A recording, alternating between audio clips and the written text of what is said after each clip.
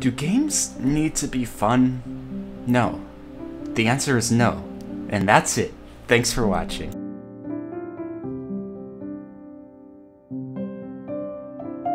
Okay. Maybe I should slow down a bit and explain myself better.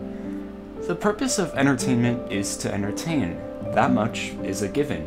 Entertainment has always been a source of fun, even as far back as theaters in ancient times. Gilgamesh, our most ancient text, was written to be performed in front of crowds of people for entertainment. But not only were these works intended to entertain, they often delivered powerful messages about life, or love, or the human condition. Audiences could have fun while still being inspired. And as entertainment has continued and evolved, creatives have been enabled to express new ideas throughout their works. Because not only were these works entertaining, they were engaging.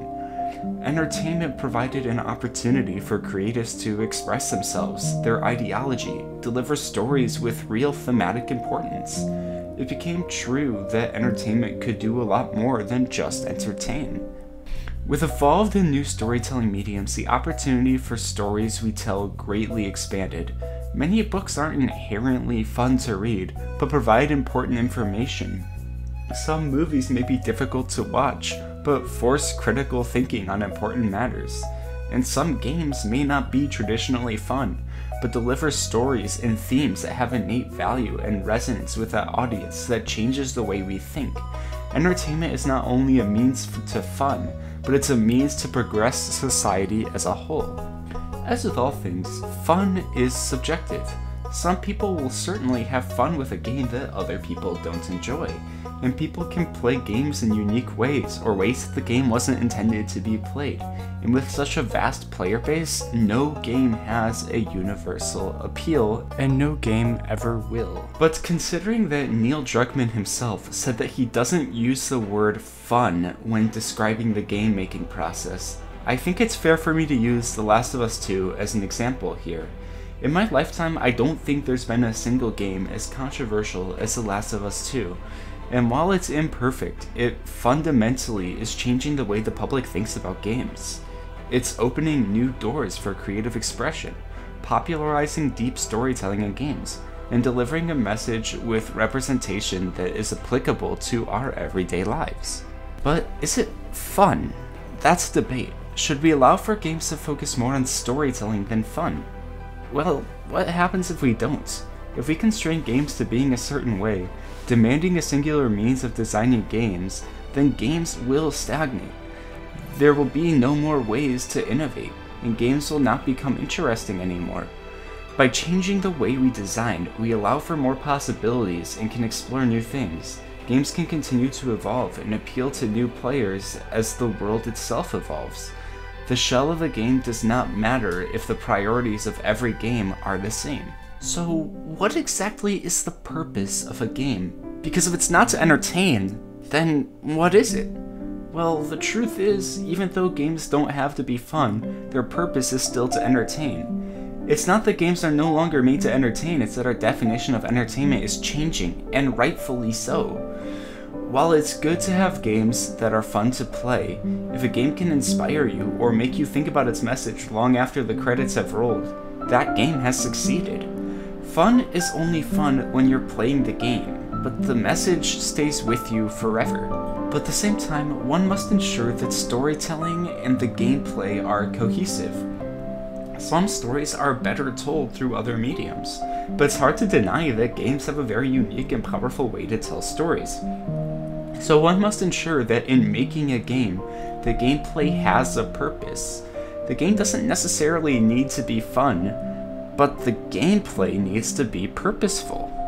In Celeste, the gameplay plays into the story of anxiety. Every time you fail, you learn, and you grow, and eventually you overcome the obstacles and you feel relief.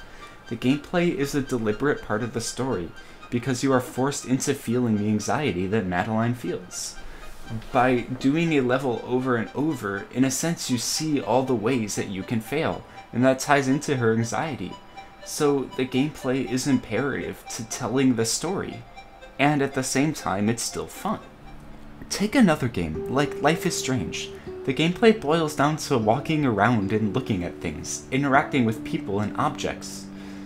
I love Life is Strange, but to be honest, the gameplay loop isn't exactly fun. But that's okay, because even then the gameplay works well to tell the story. By slowing you down and having this slow gameplay, you immerse yourself into the world and the characters, and when you're grounded, all the devastating things that happen in the story affect you, and all the happy moments fill you with joy.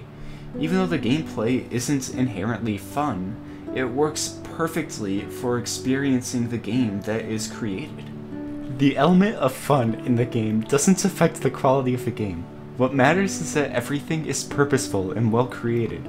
Gameplay doesn't need to be fun, but if it's tedious, uninteresting, or poorly designed, then the game is still bad. Fun and quality are very different. Ride to Hell Retribution isn't fun, and it's a horrible game. It's easy to consider unfun games bad, when games that are poorly designed often aren't fun. But that would be to ignore the well-crafted games that aren't focused exclusively on fun. It is also imperative to differentiate fun and engaging. Some games use gambling mechanics or nefarious schemes to engage the player, and the player may be tricked into thinking they're having fun even though they aren't. Engaging games may be addicting and the player may become hooked on it, but it doesn't mean the game is fun, and it certainly doesn't mean the game is good. Making good games is very hard. It's not about adding more mechanics, focusing on engagement, or making something fun, but at the same time, if one ignores the idea of fun, it may be even more difficult to create a good game. Even though games don't need to be fun, working on making a game fun is certainly helpful in making a good game. Video games are a very challenging creative medium, but one with so many unique possibilities. Right now, we are facing a surge of unique and creative content made not just to entertain the player, but to inspire the player.